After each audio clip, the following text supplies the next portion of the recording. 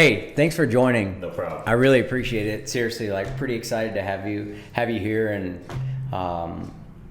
been doing this podcast for a couple months now, and we have some episodes out beyond the blueprint. So basically, it's just a podcast on people and their journeys, whether they have a business or something that they're trying to attain, professional job.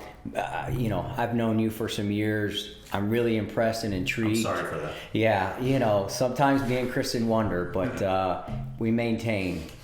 So just very, very intrigued with your story. I would like to hear it, and I'm sure other people would like to hear it and get some inspiration from it. And that's what this show is about. So, man, wherever you want to start, I love it. Well, I appreciate that. I don't know how inspirational a story I can manifest. In fact, my wife would say quite the opposite. Yeah. However, I'm happy to discuss things. And these are my favorite types of discussions, the ones that are rather nonlinear, the ones that don't have a necessarily predefined endpoint. I find those conversations more interesting, so I'm happy to come in and participate. Yeah. This is fun. Yeah, appreciate it. I introduce myself then. My name is Jeff Kurkoski, and I am the commercial director for a PVC pipe company here locally, and it is exactly as glamorous as it sounds. I know when we talk, you're just like, I sell pipe, or when anybody's like, what do you do? I sell pipe. It's way more interesting to get on to the next conversation. Well, some of the stuff that you've dove into when we've had conversations on the chemistry and the science and it's crazy. But before that, I mean, you had an affinity for what, geology, or what was your? I'm trained as a petroleum geologist, so I'm a soft rock geologist guy. Yeah. I say that as though that is what I am. That's what I'm trained as. That's what my vision was coming through school, and through a series of either fortunate or unfortunate events, I found myself in a position where the Marcellus Shale was no longer accessible due to legal constraints from the New York State government. A number of the drilling companies that were going to explore the Marcellus Shale in New York had overpopulated their staffs in Pennsylvania. So when they did that, they actually vacated people. So when I was looking for a job, they were actually in personnel reduction mode. Okay. Which was not... Yeah, probably not the best time. Not a great situation to be in. So I ended up waiting tables for quite a while. Certainly longer than I wanted to, and I had waited tables coming through school, so it wasn't like, okay, now I have to find something to do. It was a continuation more than anything. Yeah. It was a humbling experience. I think everyone should do it because you really gain insight into human nature by waiting tables at a Greek diner. However, I can say that you build your chops. You build your chops for negative feedback, and if it prepared me well for marriage. Yeah, I mean, you're just stuck in general population, and any and everybody. I can agree with that. When I worked at Verizon for a little bit, it was just you get the top and the bottom of everybody in every situation and every personality. And it's right.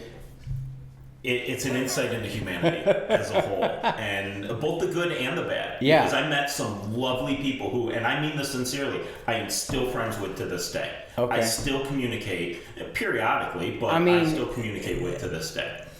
Customers. Yeah, no, that's incredible. And John was talking about that the other day. It was I feel I could do that more. I appreciate that, reaching out and touching base, and that's a good point. It's a struggle. It takes effort. It really does. And I believe that it almost,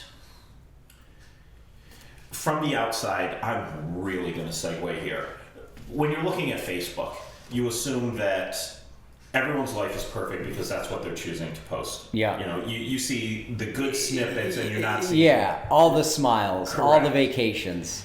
So way off, it's coming back, is these people who are so great at keeping in touch and are so great at following up, you assume it's not highly managed and that it's just those people being. That's not human nature. Yeah. I don't believe it. Yeah. I'm a big thank you card guy. I think it that's huge. differentiates myself. Written, handwritten. In my desk on the bottom left, I have a drawer full of thank you cards with my name on it and stationery that goes with it. I have to schedule to do it. Like, people think it's the most stunning and professional thing. I have to leave notes to myself. It is work for me. I assume that of someone else it's very easy for, but I will tell you from the inside, it's a chore. I hand to God, I have business cards in my pocket right now that I have to do thank you cards for. It's on my Friday list that I have to do today when I go to the office. I'm gonna adopt that. I know it's not. It's difficult, and when I receive a card or it's handwritten, I feel a little bit of something, but maybe I don't feel as much as I could, given, like you said, the whole process of doing it. It sucks. It is.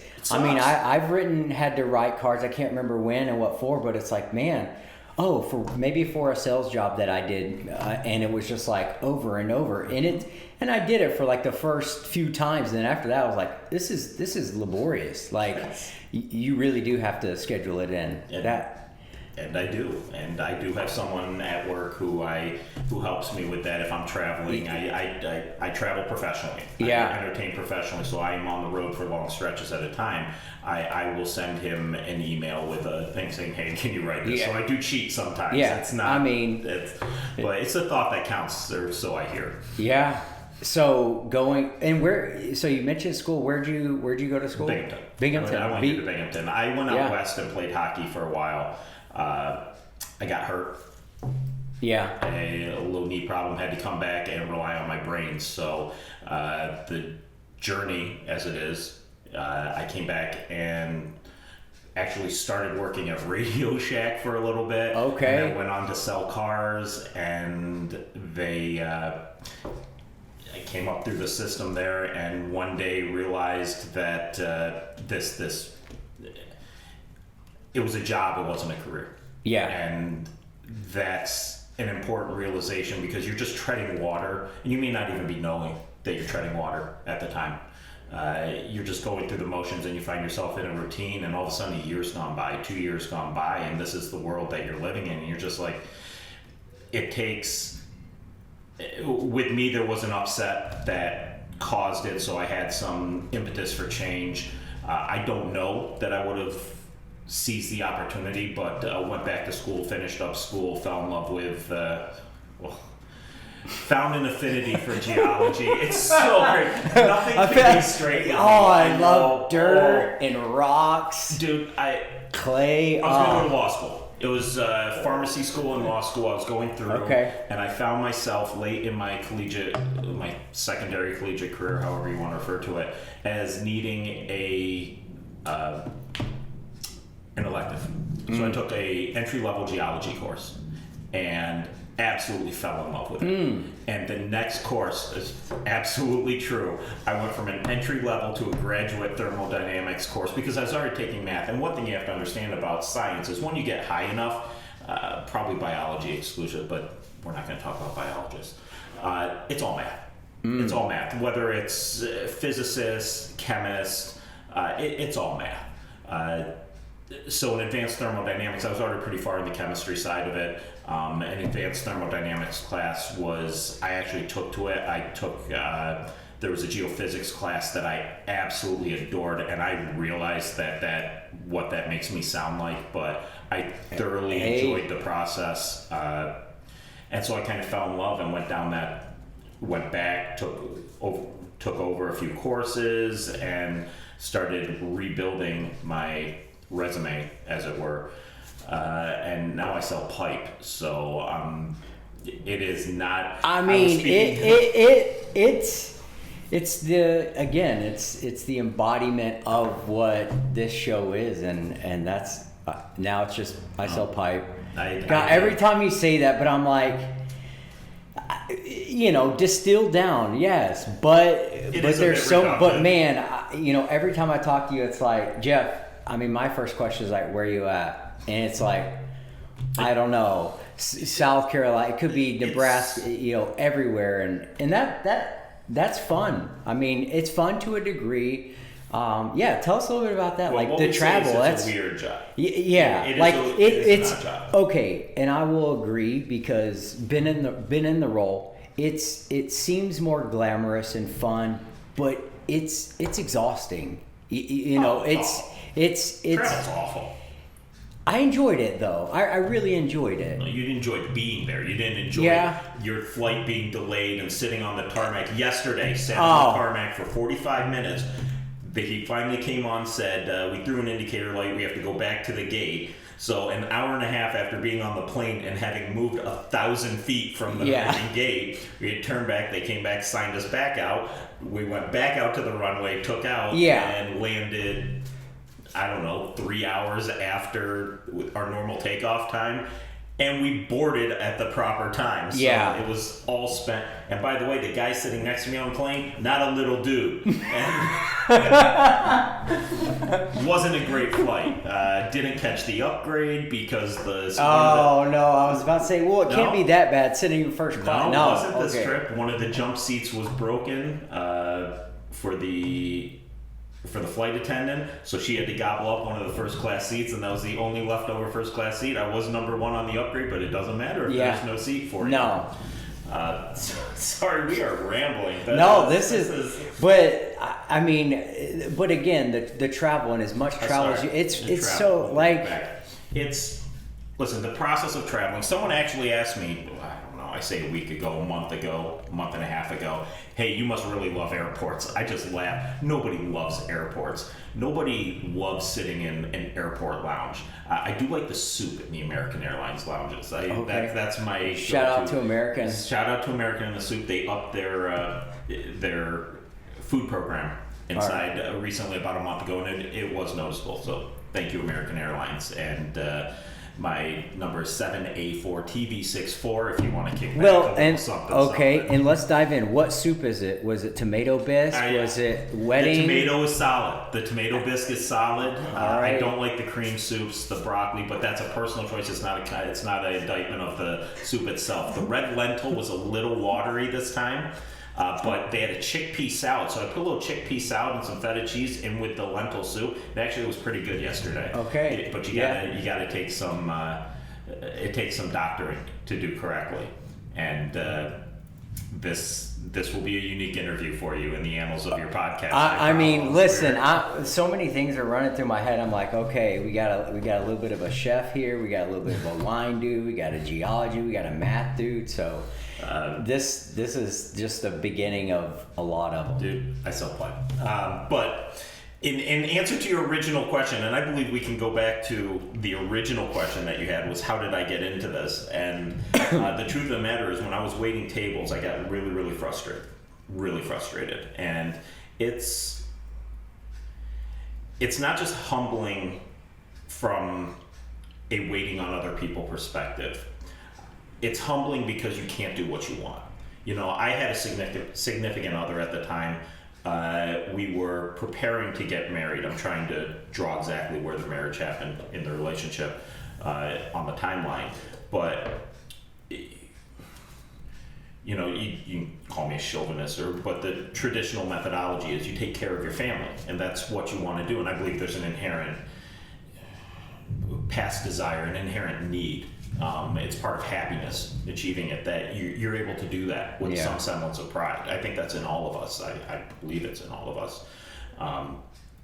And that was rough for me, that I struggled internally, and it actually caused some problems in my relationship because of it. And it wasn't dissatisfaction with anything that was going on around. It was dissatisfaction with yourself. And when you're really upset with yourself, it's tough to take that honest self-assessment, and maybe you externalize it in places where it doesn't belong. And so there was some of that going on, and I mean, I'm not proud of it, who would be, but So anyway, No, I mean, no. This is like I dumbed down my resume and applied for a $12 an hour receptionist position at National Pipe, and that is an absolute true story. The owner of the company, he was not speaking in the past tense, he is a rather eccentric dude. No longer owns the company. We were sold out. That's probably later in the story, but he was an eccentric guy who, for a $12 an hour receptionist position, had a panel of 7 people in the conference room that I was interviewing with. And I came in with a full suit and tie, and I think that was probably a bit overkill. They didn't expect it. In fact, they asked me, I recall pretty clearly, them not understanding what job I was. Like, there was internal dialogue, is like, what is he here applying for? So I told my story, and Dave Culbertson, he was the owner of the company at the time, said, you know what, bud, I like what you're saying. I'd like you to come back and talk to my vice president of sales. And that's, his name was Matt, and said, hey, I'd like you to come back and talk to him. And so I came back, I interviewed again. It was much of the same, telling our story, and truthfully, the good interviews, that's what it really is. It's telling the story. You know, it's sitting and talking. I mean, I've never been a big fan, and I've been on both sides of the interview, of, you know, if you were a tree, what kind of tree would you be? I mean, it seems over. I think it had its place when it had some uniqueness to it, but it doesn't anymore. Now they're just overdone. So I am very much a guy that wants to have a conversation. I want to get to know the person. I think there's utility in that, more utility than perfunctory questions that you're throwing at everyone. Yeah. But came back, had a conversation, and a week later they said, hey, we'd like you to come in. We don't have a spot for you.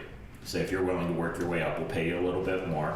It wasn't a lot more, but if you're willing to work your way up, we want you in the door, and I think that there's an opportunity for you. So I came in, and a week later I was doing data entry stuff with just pounding keys and entering production reports, and it was a series of events. One person got fired, and you know, you take that job, and one person who I made a very difficult decision, chose her family over, or potential family over the job. I don't know that I would have made the same decision, or could have made the same decision, is a better way to put it. I have all the respect in the world for her. Chose that. So there was a series of openings ahead of me, and you just work hard. You show up. You come in, you put your nose down, and you plow through it. And I think I can relay. I'm sorry, it comes off. I'm just going to ramble if that's. Let's go. Let's ramble. When I took it was 2017 or 2018 when I got my first sales management role. I was in customer service, and they gave me the promotion, and you finally get to move back into your office, back in the sales wing, and my boss, still Matt at this time, I've worked for Matt for my entire career, one manifestation or another, said, hey, why don't you do it after hours? It's kind of bad form to do it in front of everyone. And what we have is, when I came back in, I was moving into the office, and the cleaning lady came back and said, Mr. Jeff, I'm very glad that you got this job. Yeah. And I said, thanks. That's really weird. I appreciate you're on this side, I'm on this side. You worked harder than everyone else, because I used to be there at 7 p.m. But that's the story, and that's part of a much longer story. No, but we'll dive into that in just a second. Let's take an intermission, and then we'll get back into it. Yeah, right, beautiful. Yeah, let's hear it. Thanks, bud.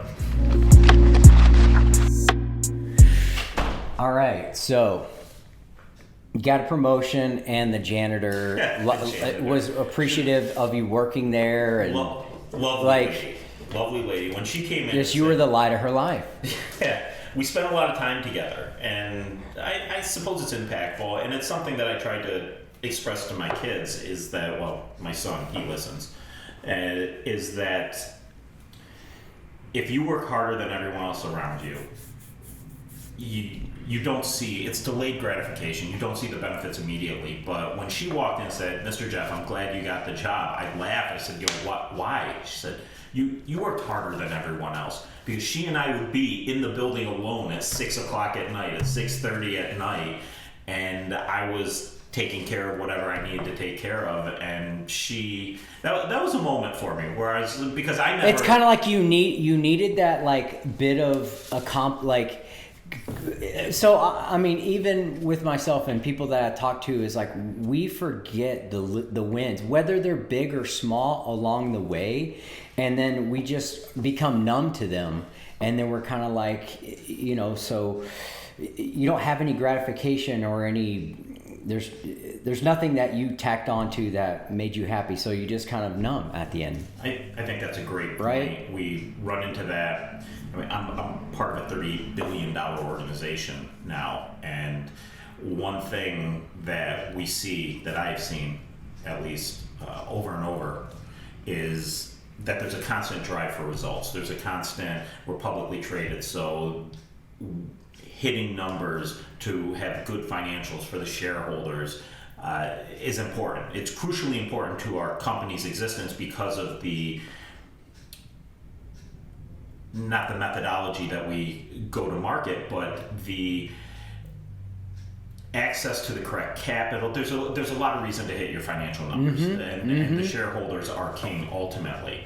And one thing that you can lose in the constant strive to achieve is to step back and celebrate the victories. So we try to do that with our team, and I'm not talking about a pizza party or something like that. That stuff's okay, but you really need to make these people feel appreciated. Listen, you buy people pizza, there's a whiff of gratitude, and that day's slightly better, but that they don't go home going, "My company gives a crap." That's not. It's transactional in a way. It has become so. Or it is. It has become so. So we try to make an effort, or at least I do with my teams, is to make an effort to make them feel appreciated, because it's corny and it sounds provincial, but they're the ones doing the work, and they are a necessary part of the company, and they're an integral part of the company, more so than just necessary. And I don't generate anything. I manage relationships. I keep the train on the rails, but what the engine is the people that are doing the work, and there's so often the people that aren't seen, aren't appreciated, and maybe they're appreciated, but like you said, in the strive for results, they get kind of overlooked because you're looking forward and not back, or at least around you. So that is very, very important, and it's something that we try to focus on in my organization, is taking care of the people, because you need those people, and it's very, very difficult to retain good talent. It's very difficult to retain modest talent, truthfully. I mean, that's been a struggle just all over many industries. And if and that's like another leadership talk, and just culture talk, and that. Well, talent development is something I found a same passion for. But it's something that I've become very cognizant of, and the lack of, we'll say, formal training. Listen, companies try to do it, but also they're striving for results. So all of this training becomes a secondary aspect to, okay, we want to train you for the future, but also don't stop doing what you're doing. So you can only pile so much stuff up on the tower before it falls over.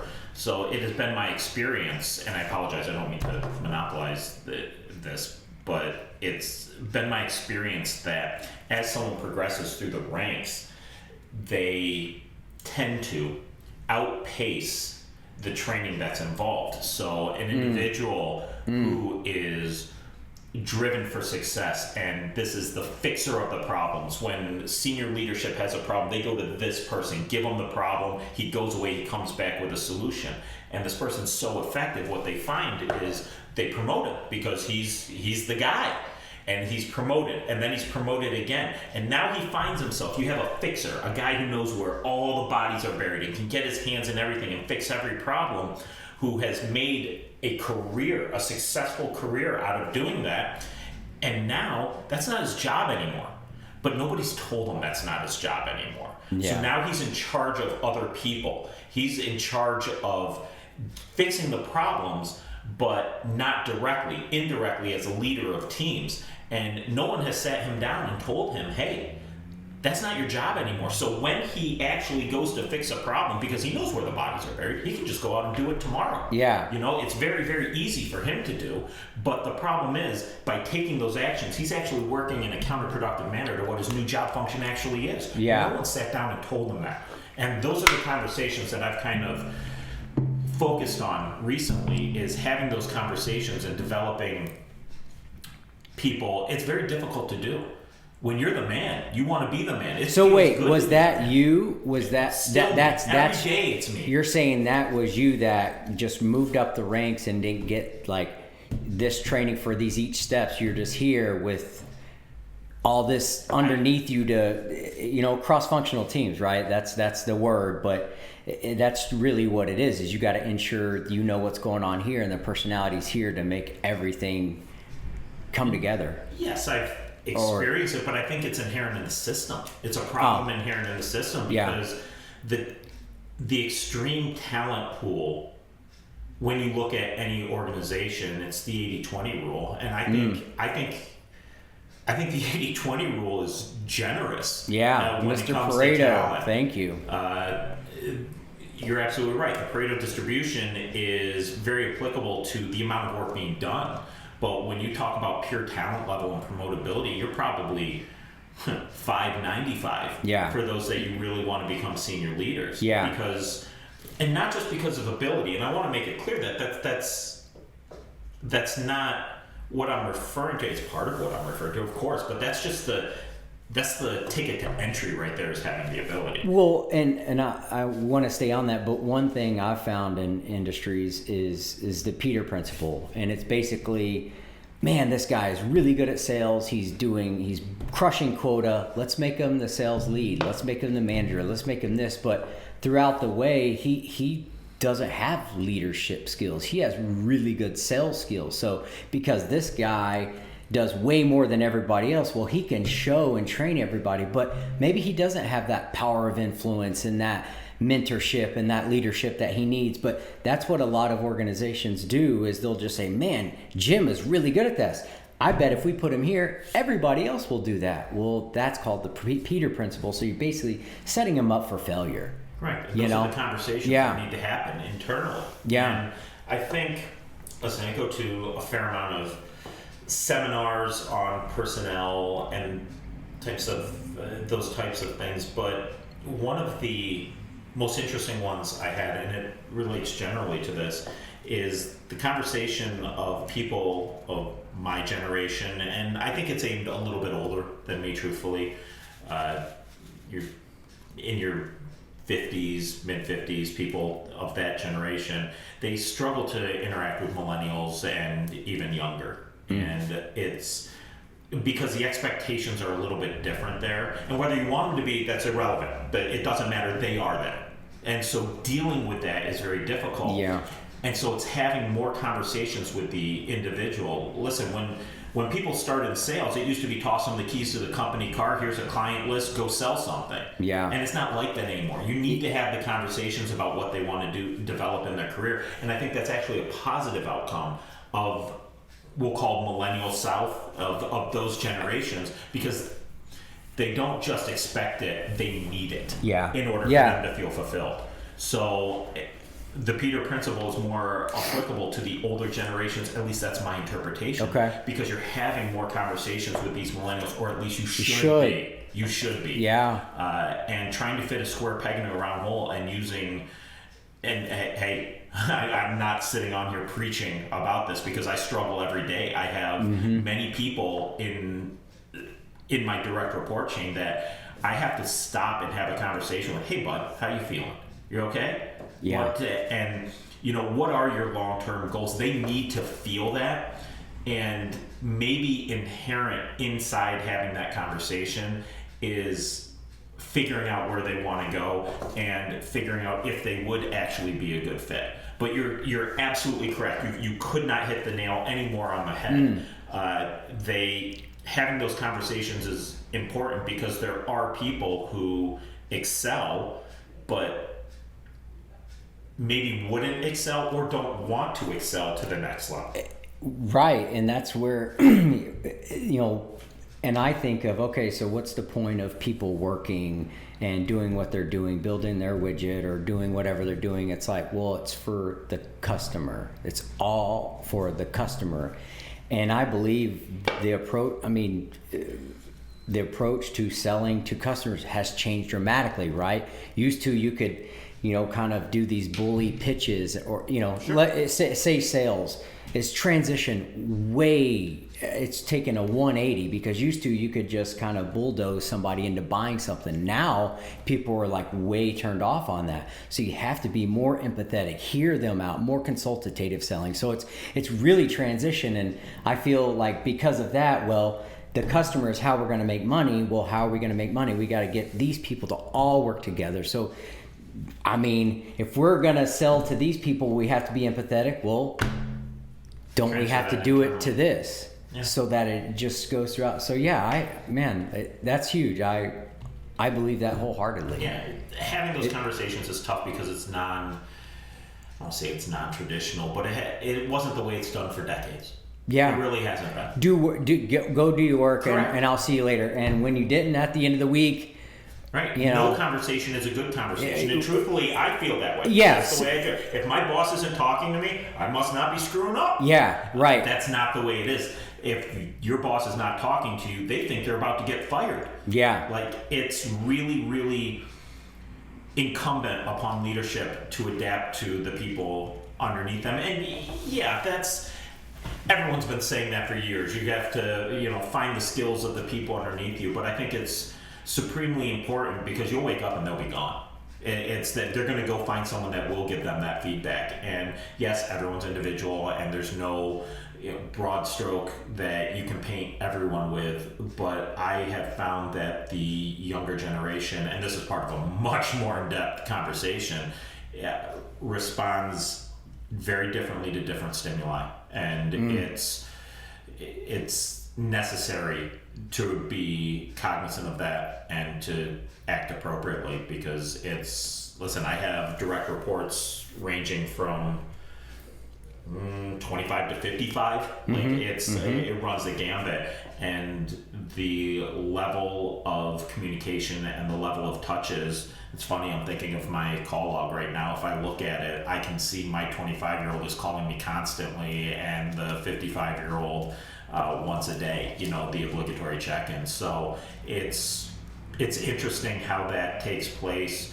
without you even designing it or wanting it to happen. It just happens organically, and it's just a function of who they are. Yeah, that's not a negative or a positive. It's just what we have. And we have to adapt. Yes. I mean, that's really, I guess, what I'm hearing from is like, a lot of the things that we grew up with and learned from leadership, some of that still there's just every in moderation, right? Of course, but the same, certainly. But I do think leaders nowadays, we really do need to pay attention and listen, and really when people are talking, it just goes for society. It's just wait until you really truly understand. Yeah, you might think you know what somebody's gonna say, and you might hit it nail on the head that they say exactly what you thought. But man, just you got to stop and really listen and hear what they're saying. I'm sitting here processing what you're saying, and it's absolutely true. Sorry, I covered my mouth there. Yeah. And I got it. You're good. What I'm hearing and realizing as thoughts are going through my head at random, aside from there's a butterfly shiny and I wonder what's for dinner tonight, and I don't know what's for dinner tonight, by the way, is that when you achieve, say, arrogant, I try to form these thoughts in a non-arrogant manner, and because there's an inherent arrogance that goes with this when we're sitting here talking about being leaders and being I mean, but great responsibility. So there is, but again, let's go back to what's arrogant. It's really sorry, maybe I don't know how to position or express it, but I got to pat myself on the back. Like, I mean, right? More to the point, at least how I view it, is that there needs to be a certain amount of arrogance that is inherent in senior leaders of an organization, because we make decisions, and I put myself in this. I am the commercial director. I'm responsible for hundreds and hundreds and hundreds of millions of dollars worth of revenue. Mm-hmm. And I make decisions every day that impact thousands of lives. And I mean that sincerely, because we have a bunch of employees, and those employees have spouses, and those spouses have children. And so the decisions that we make on a daily basis make a material impact on the lives of people. And that's a sobering realization. When you say it out loud, it's sobering. So there inherently has to be some semblance of arrogance in us. And someone said this to me once, and it's absolutely true, and it's stuck with me throughout my career, is you have to be one of the most arrogant human beings on the planet to make decisions daily, and it is daily, that affect the lives of thousands of people, and be able to put your head on a pillow and go to sleep at night not worrying that you just screwed things up. You're either a psychopath or have to be wildly arrogant. Those are the only two options. Yeah, maybe a little narcissist up in there. No human being can be confident that every decision they made that day is the right one. You wouldn't be able to sleep. No. So there needs to be an inherent level of arrogance that you have to be supremely confident in the unknown, in the decisions that you made that you have not seen the results from.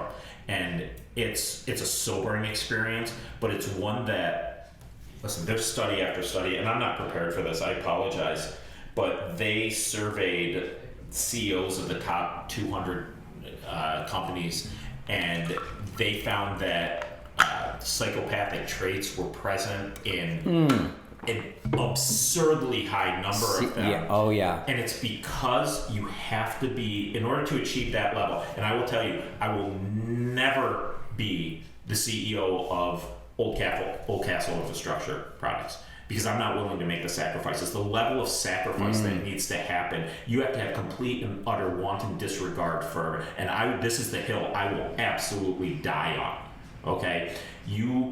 The more you grow within a company in your position, the more of your life it overtakes. We are on the phones on weekends, on nights. We don't stop. I'm in there on the weekends having my coffee, and I would take my dog for a hike and then take him into the office and stop in to see. It is inherent in the position. And normal human beings, a reasonable, rational human being would not want that for their life. Yeah. They would not. Yeah. There are times where I don't want that for my life, and I recognize it, and that's why I know I have limitations within the company, because of my willingness to sacrifice. And my wife's willingness to sacrifice. It takes a special spouse. You want another conversation. Oh, yeah. It takes a completely different spouse to put up with that. Yeah. It goes back to tying everything back to a level of arrogance on leadership, and that flying in direct opposition to the need to constantly make touches with your team and talk to, that's why it's so important to surround yourself with solid people that can make up for your inadequacies. And we do. Yeah. And I have those people who know my faults and have become accustomed to shrugging and saying, hey, Jeff's not going to do that. Yeah. So we're going to do that to make things move forward. And that's an important realization, to surround yourself with those people. I apologize. We really have just this is the most non-linear conversation. This is I mean, it goes along with the whole story, but no, I mean, but it's all a part of the journey. And it was like, well, now you're talking about protecting people's livelihood, and just 25 minutes ago you were talking about a $12 pay, taking somebody's order of sausage and eggs. A couple weeks ago, I was down on Capitol Hill lobbying Congress for water infrastructure spending. So waiting tables to Capitol. I'm my own little AOC happening here. I hear that. That's funny. No. Good. I tend to be a bit apolitical, on the surface at least. I find myself, sorry, now we're talking about politics, that I don't want to lean one way or other. I'm part of the 85%. 85% of the people, by all surveys, agree on the same thing. They're socially slightly liberal, fiscally slightly conservative, and I find myself in there. But that's I would say like most we are capitalists, so more capitalists going to lean more right, conservatively, financially. The problem is we're being governed from the extremes on both sides, and I wax philosophically about politics all day long, but the data lays it out very clearly that 80 depends on the survey. 80 to 85% of the people, when given issue by issue, agree. Okay. And that's been a wild ride. So it's to say the least, man. Yeah. That's my story. That's what I got, and I'm grateful for you taking the time letting me tell it. I mean, I hope it serves some purpose for you. I mean, it definitely will. I've known you for some years now, and just we've lived all these things. I've known about your journey, and it's so. I hear it in clips and phrases every now and again, but man, I'm proud of you. I'm happy for you, and great story, dude. Hey, thank you. Thank you so much. Happy to come back and talk about anything more interesting that you want, because I don't think my story is as interesting as it should be. It'll be fine. All right, boys. Yeah. Thank you. All right, Thanks thank you, again, my man. friend. Yeah.